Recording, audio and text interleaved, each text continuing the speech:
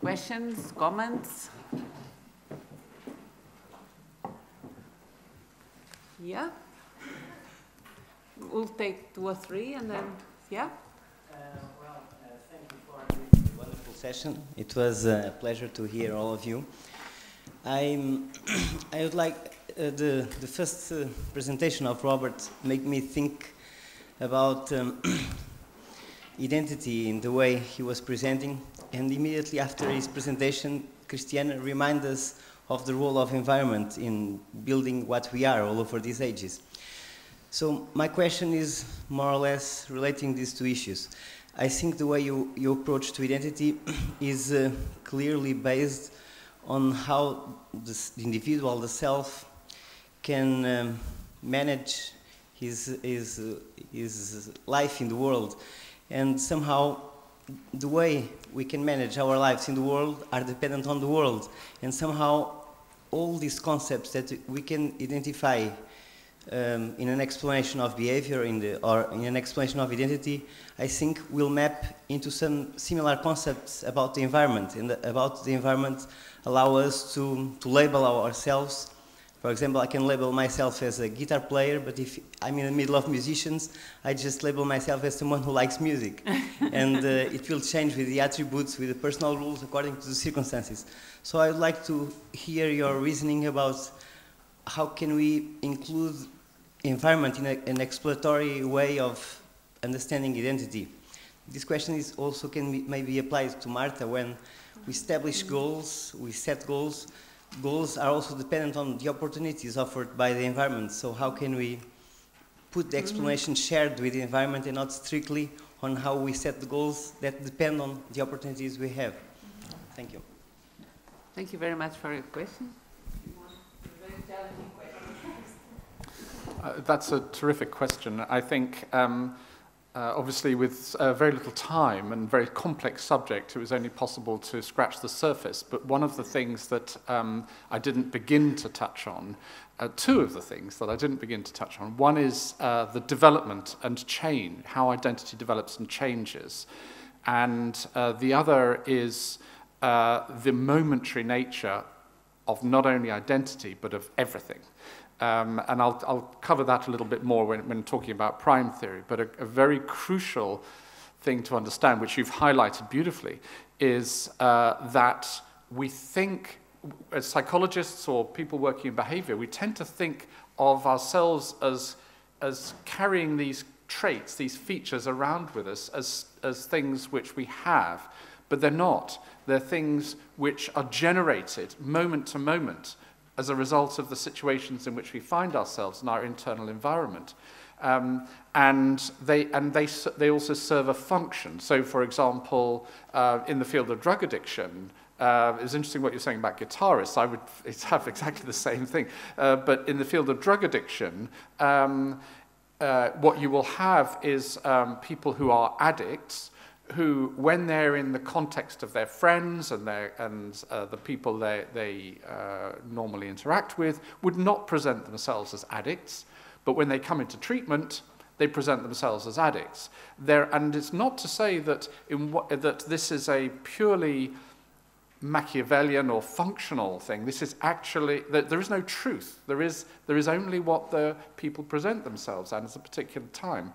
So I think you're absolutely right that we must recognize the context dependency and the momentary nature of our identities, and then step back and look at what the dispositions are that lead us to those momentary experiences of identity, and recognize that if when a very important thing, I mentioned self-consciousness earlier. If you're not experiencing yourself, then it doesn't matter what your identity is, because it won't affect your behavior in that sort of the way I've defined it. And there are many things that affect our behaviors that got nothing to do with identity. So it's identifying where it's located in the broader picture of motivation and cognition. I think that's very important, and how you can shape that, and the way that one of the things I would say, and I think this is very clear from Tajfel's theories of identity, is that identification very often identity begins with identification.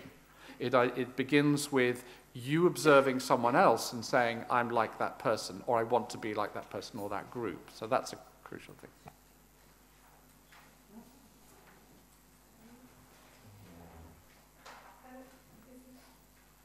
Okay. I don't have much to add to that, but I think the most important thing from my perspective, and I think that the way you put it is very interesting because the fields really connect in some ways, but the most important thing is to really understand that how one sees the self is deeply influenced by how one thinks to be viewed by others, and most importantly, how can that affect behavior? And to really understand that this is a momentary thing, and one can choose what to do with that perspective, with that sense of being seen negatively by others. Because of course that can be true, but what do you want to do about that? And that's the most important thing, is the ability to choose different pathways of behavior, even when feeling that the environment is being critical or shameful or so. Yes. I just want to add that in terms of the self-regulation processes, I think that there are two different aspects related with that. One is the cues that the environment offers us, and that will influence the strategies that we will use in certain moments to control and to deal with those cues. That was not the target of my talk, but it's an important aspect in self-control, and it has to do with the influences of the environment. But looking at the personal goals and this goals perspective, the way that others see which goals are important to follow or to fulfill will influence how the goals that we, of course, set and that we are going to pursue. Research on looking at dyadic goal setting and goal planning and self-regulation, and looking at the influences that family, for example, have on goals, have identified that in face of difficulties, for example, in a chronic disease with HIV patients, when there is nothing else that patients can do, the pursuit of goals of recovering from the disease can be harmful for these patients. And it's when the family starts to change these important goals that are relevant for the entire context in that moment and for that person, that the individual in itself will reframe their goals and start to achieve different goals that are more beneficial to him. So this influence of others is also very important in the entire self-regulation perspective and the goals that we assume as being important to us.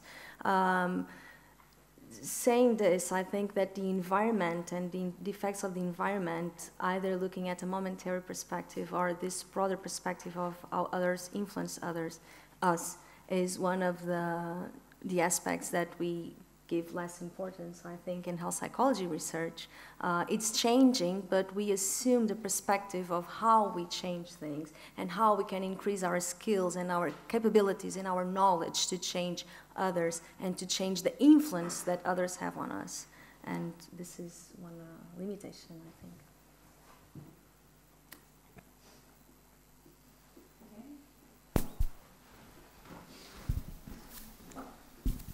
Thanks. I just wanted to continue that issue about the environment because I think it's really important, and I think there's ways in which we could push it a bit further. So in terms of identity, one important aspect of identity is the extent to which people feel they're victims of their environment, or they're passive in the face of a static environment, compared to people who think that they're active shapers of the environment.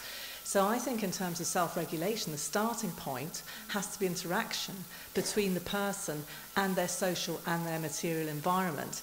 So that's another triangle to add to Robert's set of triangles. The issue about cues is not just that they're out there and influencing our behaviour, but a really important part of self-regulation is to identify which the cues are, and also the rewards, the more operant aspects of the environment that influence one's behaviour, and actively manage those cues in terms of adding or taking away or changing aspects of the environment. So I think that was a very important point that was raised.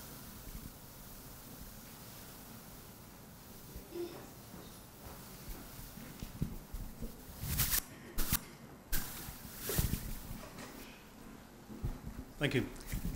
I was interested in, Robert, what you were saying about identity being a momentary thing rather than some sort of stable thing. And Marta also mentioned momentary responses to cues. I was thinking about your kind of model, if you like, of identity with all its different facets and dimensions and so on. And they seem to all be conscious representations of identity. So I'm wondering what you think about the role of implicit representations of identity and how they influence our momentary responses, and I would say the same for implicit goals and values as well for Marta. Oh, well, that's a very good question. I think, so it starts to get quite philosophical, but the way I think of self, for example, and implicit and explicit, is that we have experiences, and in some sense, our self is the thing that is doing the experiencing. And in that regard, we're no different from dogs or cats or any other creature that experiences. Clearly, a dog or a cat can has experiences, but what it doesn't have is the capacity to reflect on those experiences.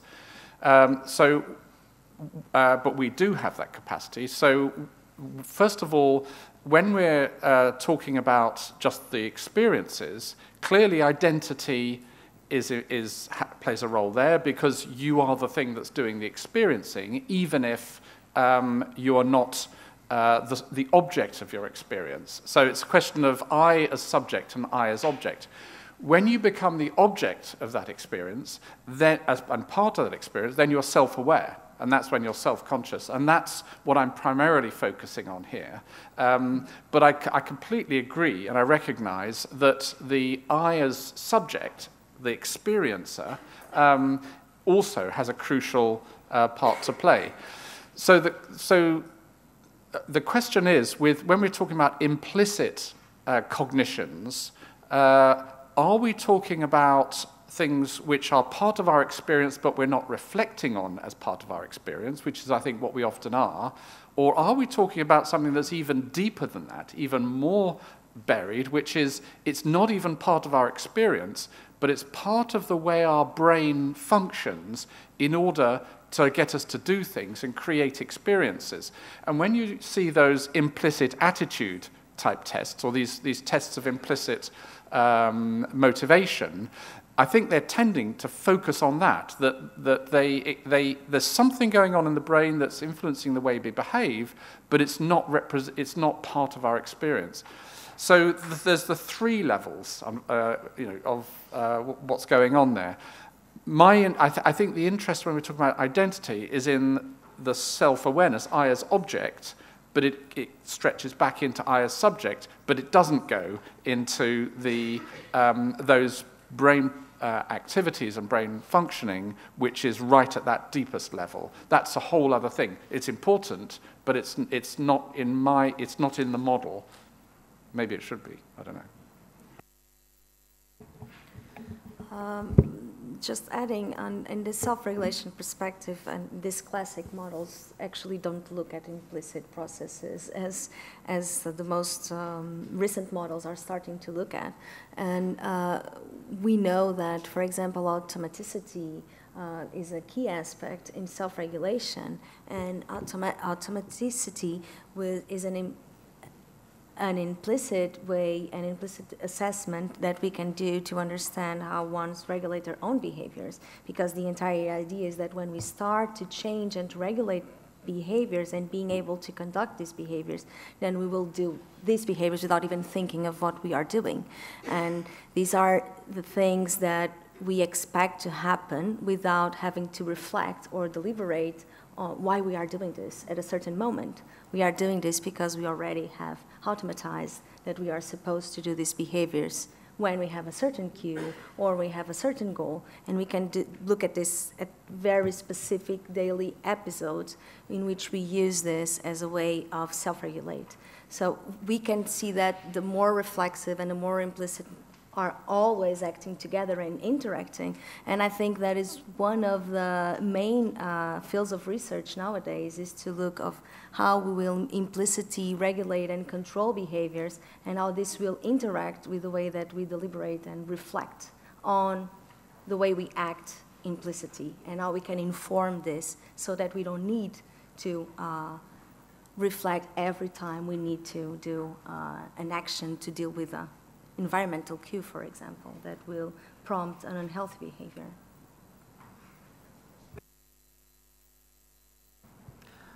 I would also like to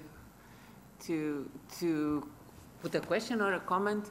When I was listening to your presentations, you stress a lot of the mediating processes and now we are speaking about more moderating variables. But one important variable that I think that it was not yet touched is the issue of self-complexity, because self-complexity, the studies of self usually show that people have more or less complex selves, they have more or less complex identities, and those who have higher levels of complexity, they are more resilient to adapt to adversity. So I'd say, how do you think that this variable can also be related to dealing with conflicting goals or dealing with different identities? And would this be also positive in terms of behavioral change? Well, I think, again, it's a very important point, and I guess I sort of tried to allude to it a bit in the idea of self-coherence and self-conflict, but I think it is a different dimension, potentially, although it can be defined in different ways. I think that if you have, I'm just speculating, because I don't know the truth. So when you see people who have a somewhat fragile, let's call it a fragile self. The part of the problem is that when they or we are exposed to challenges to our self-concept, then we can't, it's very problematic for us to engage with that challenge, because if we do, we've lost everything, you know. Whereas if we have, as you rightly say, if we have many facets to ourselves and our sense of self, if you lose that bit, that's not so bad. That's okay.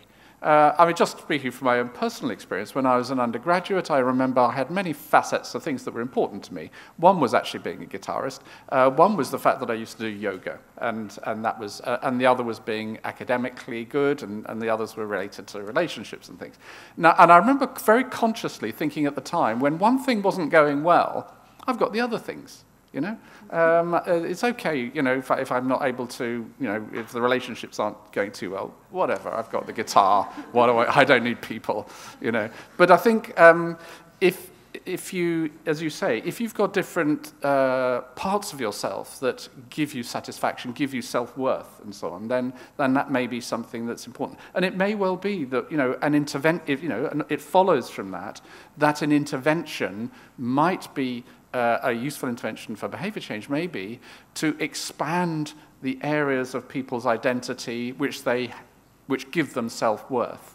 I don't know. Maybe it would work. From a emotional and affective perspective, we have now started to develop a study in which we focus not on identities, but on our emotion regulation systems and how we can find ourselves in different states of emotion, such as our mini selves. We talk about that like this.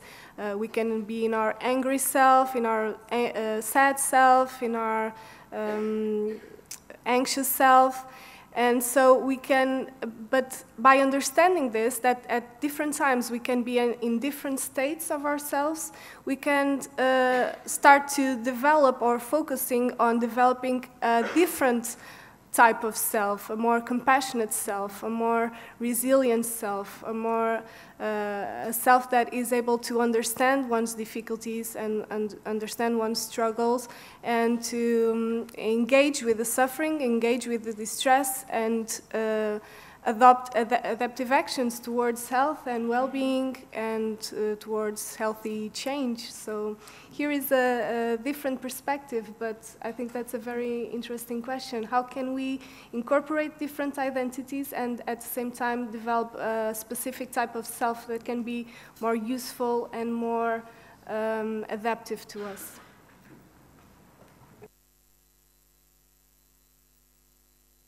Very well, so we are just in time for a coffee break. Thank you very much for your